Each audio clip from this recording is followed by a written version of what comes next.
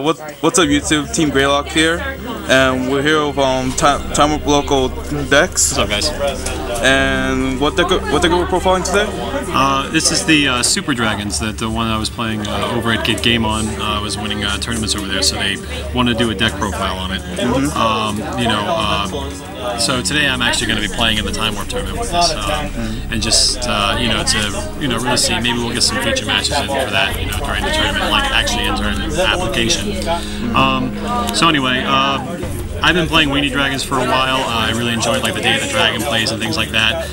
Fell in love with Gargantua Sword Dragon. However, I wanted to play some really I really like dragons. I mean like big, nasty, fire-breathing dragons, like big, scary dragons. So, when I saw some new cards released, I really wanted to make this deck.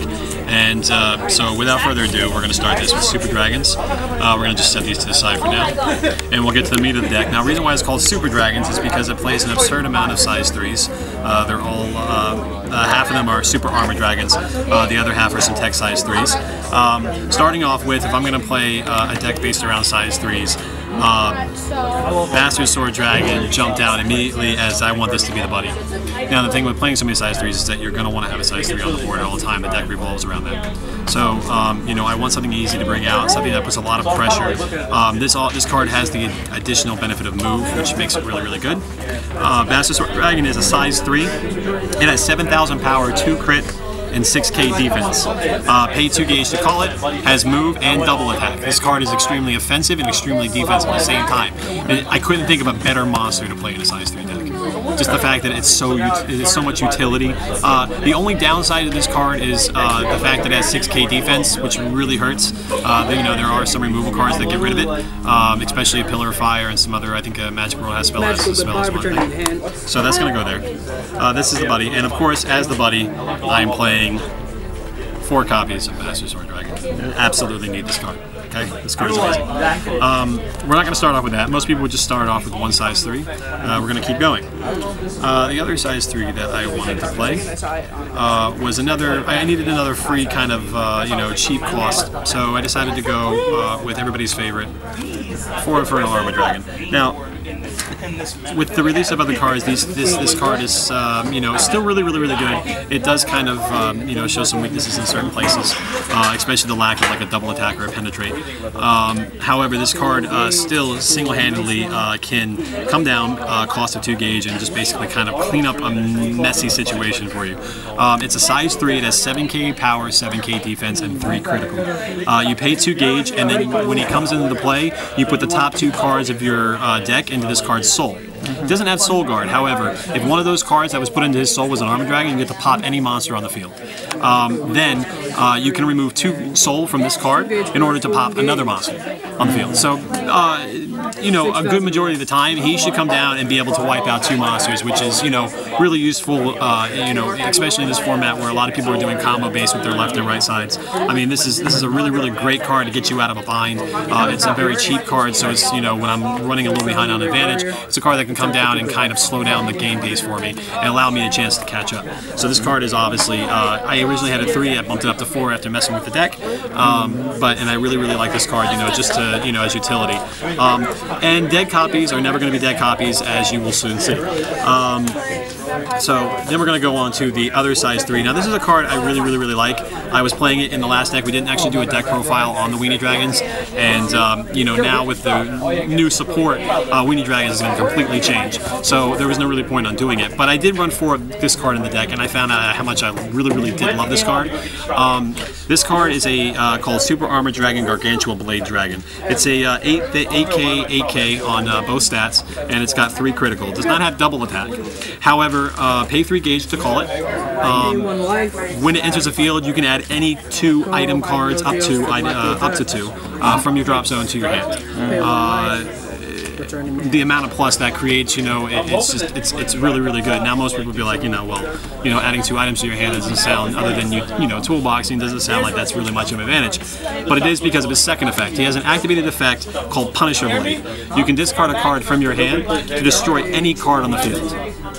Not a monster, not a spell, anything, including the new Katana World impacts. this card can have some consistency issues. You know, there's been times, but for the most part, you know, playing it, it's been consistent to a point where it, you know, it works when you need it to. You know, when you need that card, it's going to be there. You know, especially when I was playing 4 and 8 weapons. You know, I'm not really focusing on this card that much, but it's a size 3 that I could not put in the deck. Do you understand? Like, it's you know, especially in Buddyfight, where you can be prepared for stuff in the main deck that doesn't clash with the main deck that can prepare you for a lot of other matchups. This card will get me out of a lot of those matchups that I'm just not expecting. You know, it can really wreak havoc on a Magic World deck. You know, if Dragon World has enough defense to stop the attacks, you know, then you can be able to hit their barrier, things like that. You know, this card absolutely wrecks Mixed Dungeon, as we know it. You know, as the champion's recipe close to that build that relies on the sword and drum and things like that. This card it does absolute wonders versus Dungeon World. There's a lot of good applications for this card. So it goes in at 3, still pay 3 gauge. Now, it's a bit expensive, but that's not it. Now, the reason why I'm playing so many size 3s is because of this wonderful, wonderful card. I love this card so much. This is a new a triple rare released in the new set. It's a size 3, and it's 7,000 power, 7,000 defense with 4 critical. It doesn't have double attack. However, call cost is to pay 3 gauge, and then I can take up to 2 size 3 monsters from my hand and put it into his soul. So this is the reason, as you've been keeping count, as to why I run 14 size 3s on the main deck. Now, this guy just kind of like basically comes down as a finisher. He can also plop down on the board first turn and ride the whole duel out. I've had both scenarios happen. He does have move. He has Soul Guard, which is a great defensive unit. 4 critical is nothing to laugh at. You know, yes, it can be shielded, but you know, if you're playing the deck right, that won't really matter too much. He does have a lifelink too, so you have to be careful when you drop it. Now, the reason why there's such a hefty cost and he has a lifelink too is besides the fact of being so awesomely big. This is General Boldness' style. He also has a second ability is pay 1 gauge, and if you do, you can destroy an item or a spell on your field. Now, as we just talked about with Gargantuan Blade Dragon, same thing with this card. This card, you know, can really do a lot of good things in the upcoming meta, with a lot of set spells being very, very popular. You know, impacts. Well, it can't destroy impacts. I'm sorry. So we scratch that. But you can get rid of items, which are also very, very popular. Items and spells. Very, very good card. This card definitely puts a lot of pressure on your opponent. So that is basically the meat of the deck. You have your meat of your monsters here is 14 size 3s. Now, obviously, I'm not a complete psycho. I want to have a backup plan, and something that is not really so much a backup plan, but also supports the main core of the deck. This will give me a lot of good first turn plays for doing this. You know, catch-up plays in the case, you know, that I need that catch-up turn where I want to keep pressure on my opponent. I don't just want to simply say charge and pass. So I decided to run size 2s. Didn't seem optional because I already have some really, really big beefy guys. Size 2s feel like it would weigh down the deck too much. Size 0s have come into account. I did this is a week later after we originally did a deck profile of this deck. We had some technical difficulties and I had to re-record this. So I did some work and I did add 0s in later, which I'll discuss, and, you know, to show you that there's other ways you can do this. But for now, we're going to show you, I did decide on size 1s in order to, as my backup plan. Now, obviously, this is my favorite card of the new set. An absolute new favorite card. I can do so much with this. This is an El Quijote, basically, for Armored Dragons. It's a size 1. The great thing about it is its stats. It has a 1,000 power, 2 crit, but it's got a 3k defense. This is absolutely amazing for Armored Dragons. As you know, El Quijote is a 2/2/2. So with Drago Energy, this makes his butt 6k. You know, great opening play, can definitely outplay your opponent a bit. And its effect is when he deals damage to the opponent, you get to gauge the top card of your deck just like an El Quijote. So I can't stress enough, anyone who plays Dragons, anyone who plays Armored Dragons knows how much this card is welcomed. Like we take this with open arms. Oh, wait, so what's the card's name again? This is Venom Harp Dragon. Ah, there you go. I get so excited about this card, I forget. And Venom Harp Dragon is actually, it's an amazing name. The artwork is great. I love everything about this card. Now, the second size 1 I wanted to run was Twin Brutes Dragon. This is also a new card. It's an uncommon, so great for budget players. I do have one little shiny here. You know, I always have to have one of those. this guy is basically a Springjack clone with smaller stats. He's 4K power, 3K defense, 1 crit. But you don't really want to swing into your opponent with him. Really, basically, when he destroys a monster, you get to gauge the top card. So everything again supporting the main theme, the main engine. Then the final one is 1000 Rapier. This is a card that I just basically said, I got to throw something else in there. I want this guy to be able to hit directly, things. So I want a little bit of power, and he's got a great 2K crit on him. So basically just. It was a throwing card. It was a card I basically couldn't figure out, this is what I'm going to have. Now, recently, I've been playtesting a little bit, and, I've been playtesting with the new Zeros, and obviously these new Zeros can replace this. I only have 1 copy of this, so I'm still playtesting with stuff. I didn't really care to pick up some of this stuff right now, but I'm teching with some of this right now because we don't have Boomerang Dragon. This guy costs a gauge, so obviously there's some, there was some reservations about playing this in the deck. For some reason, when I put this card in, I kept drawing it, 1 copy of the card in the couple test games that we did, and the 1 gauge really didn't matter, and it put in a lot of work. I know this deck may seem very, very inconsistent, and that's what's kind of cool about it. The fact that, it seems inconsistent, but it really does run like 1 gauge. And if you play it smartly, you have to obviously think about what you're dropping, and you have to make what you drop count.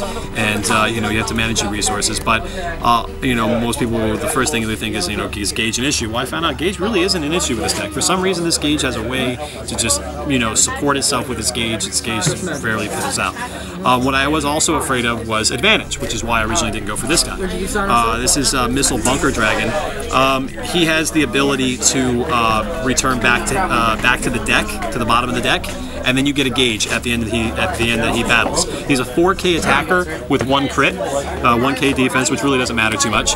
But he has 4K attack, 1 crit, and he has penetrate. But he's a free call, but I lose a card from hand because he's going to go back, but I get another gauge. So this is also this is a card that I looked at more than I did this per se. Just for the fact of being able to another way to generate gauge while also creating an offense. It does cost me a card from hand, but hopefully that shouldn't matter too much again. But then again, this card also put in a lot of aggression, being able to constantly bring it down while I'm protecting a Bastard Sword. If I didn't spend a lot of gauge, this guy can be really, really, really good. So, I was, playing around with some things. I've replaced 1000 Rapiers with these guys, but, that's another story in this thing. But this is the deck that I've been playing with currently, and, 1000 Rapiers still did what I wanted to do, being able to plop him down and being able to clear a center and being able to push with that or possibly a weapon, because clearly we're playing weapons on this deck, which I usually go over last, but I'll go over that right now. Clearly, star of the deck. This is the weapon that I want. I think you had mentioned to me, Alex, before when we were talking, it's like, I was surprised that you focused on this weapon. Well, the reason why is because, again, I want to be able to constantly keep my deck flowing. If they're able to get rid of the monster, I want to be able to drop something else that's even nastier than what was on the board before. And in order to do that, I need to keep constant pressure. If they block it, they block it. But if not, I'm going to be able to generate some advantage, and I'm going to be able to keep the deck flowing. So either way, they're losing cards, they're not going to be able to deal with what they have on the board, or they're going to deal with what they have on the board, have to not worry about this, and then I'm going to drop something else. Okay. So this card is definitely for, I can't stress this enough. Everybody should know what this is, but I'll go over it again anyway. This is Steelfist Drago Knuckle. It's Gal's key item. It's 2K power, 2 crit. You pay 1 life. That's the big part about playing this. Another big part about playing this as my weapon, because it conserves my gauge and it creates me gauge. So this is the card that I can drop along with making a big 3 play and not have to worry about catching up a turn. Volcanic Charge. When this card deals damage, I get to put the top card of my deck into my gauge, and then he has another effect that you can activate.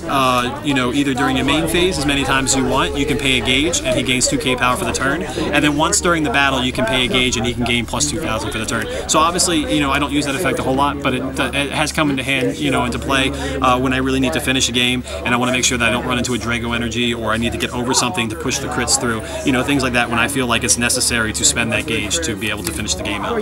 Obviously, the more turns you give your opponent, the rougher things can get. So.